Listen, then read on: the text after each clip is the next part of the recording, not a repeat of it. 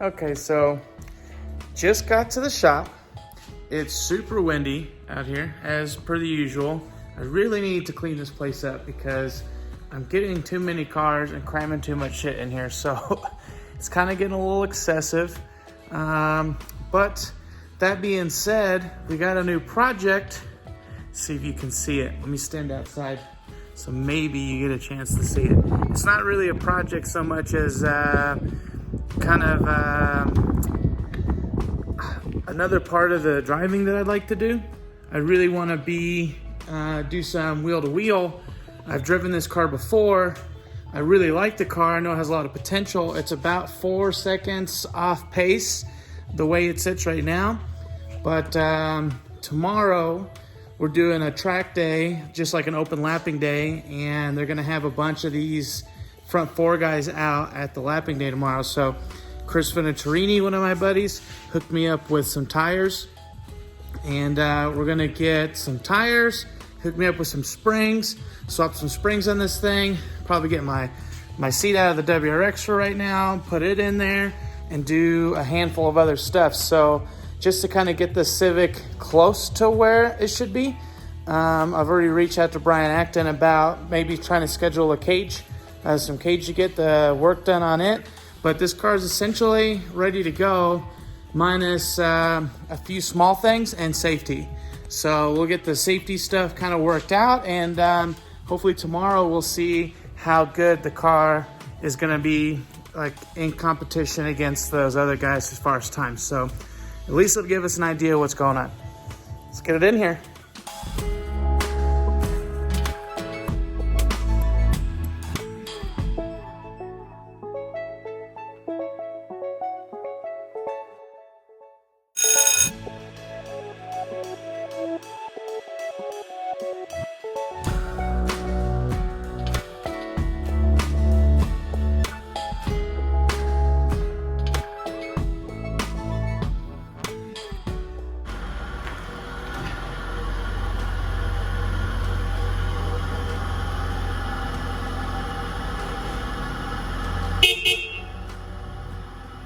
You probably can't see me because the light's all off, but what we'll talk about is what this car's got. Do a little quick conversation about why this car and what do I think we need to do to get it ready for front forward. So this car is owned by my buddy Kieran O'Callahan. He really has a keen eye for attention. He's got really nice, he tries really hard to make everything look nice, fit nice, and work right. Like you saw me honk the horn when I came in. None of my personal cars have horns that work with their actual aftermarket steering wheel. So that's like part of what I'm talking about with that attention to detail. It's got fully wrapped exhaust on this thing, headers. It's a B20B, so the lower compression CRV motor. Does have fun stuff like the new speed brackets, rear tie bars, Kona yellows, ground control coilovers, a lot of really basic stuff like that. It's got hashboard mounts. It's got all energy suspension, full energy suspension suite underneath. So all the suspension's got its bushings. It's got DA front brakes, but we still need to get the rear brakes. That's something that I do need to do. Obviously it needs to be caged. It's got a Honda S300 for it, so you can actually tune it to try to get some more power out of it. It's several transmissions it came with, mostly in pieces, but several transmissions to change options for final drive, stuff like that. The one that's in it right now, I think is a S1 or a Y1, but the small input shaft B16 transmission. The car is pretty rust-free. There's nothing too crazy there. All the wiring has been done, stuff's been converted. I mean, the whole 9 yards. I really appreciate this car for how simple it is and how complete it is. So, like, right now we've got the OBD0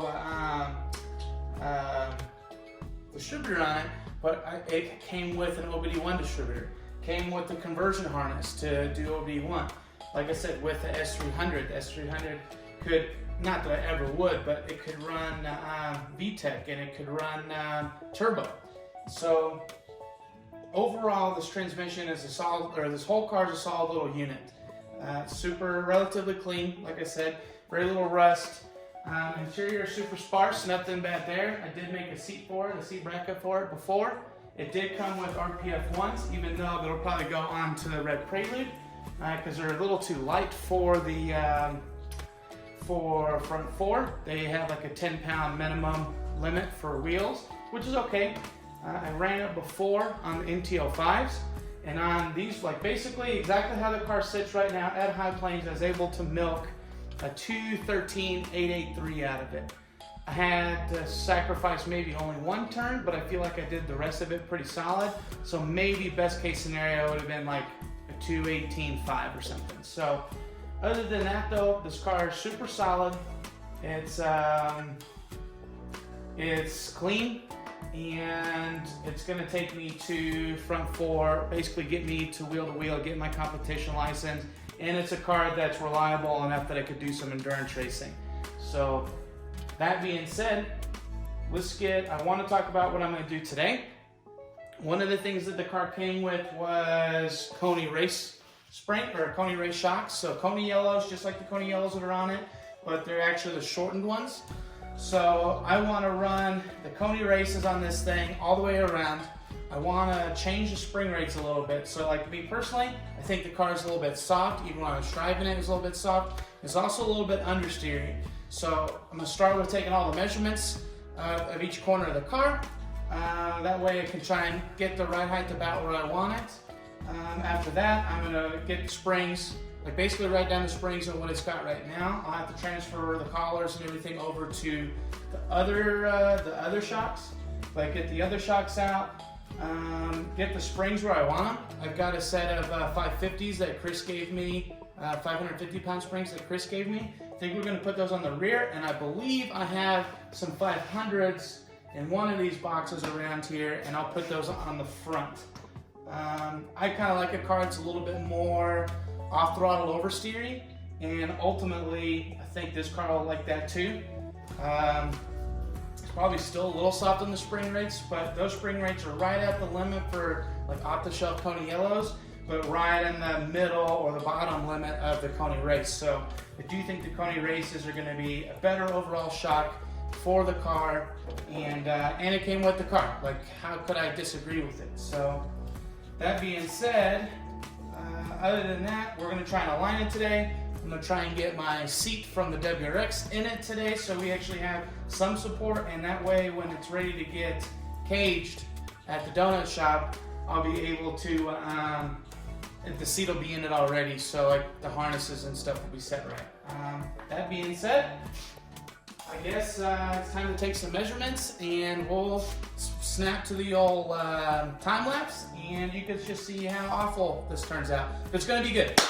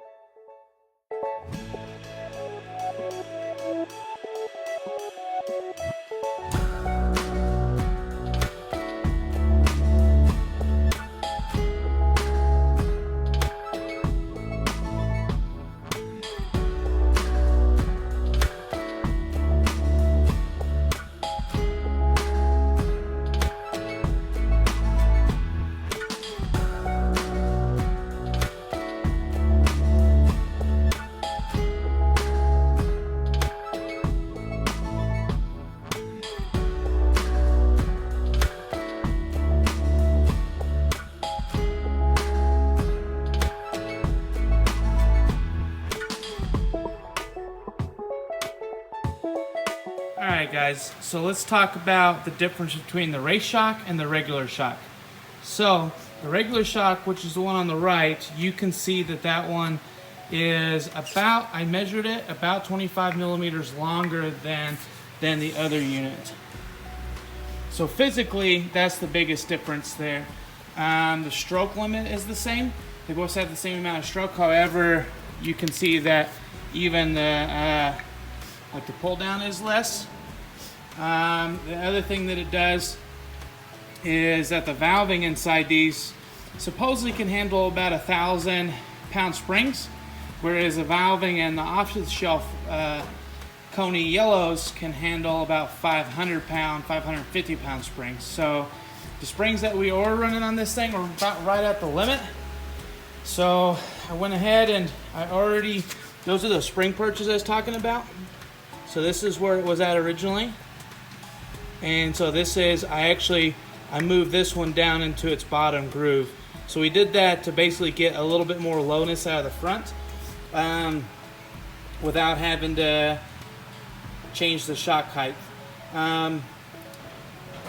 Kieran said that the extended top hats won't work with the short conies, but I'm gonna give it a try with those short, like with that spacer being off a little bit more. That gives me about 15 millimeters back. So I don't know, we'll see.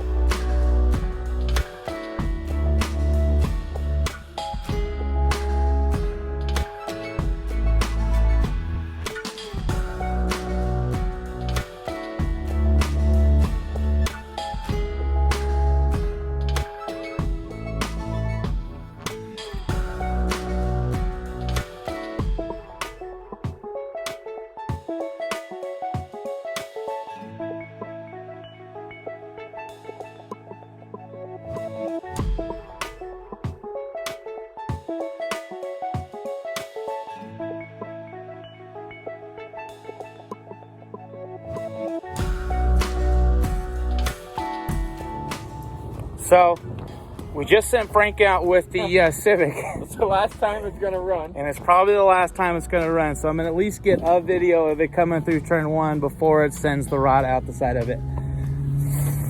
Here he is though.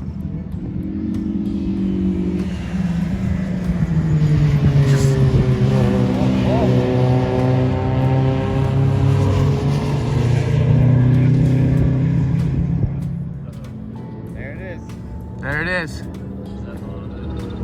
Should have been right by that supercharged M5. Go rescue my Honda, Glenn. There it is. He looked so happy too. You see it? He didn't look very. He didn't look happy.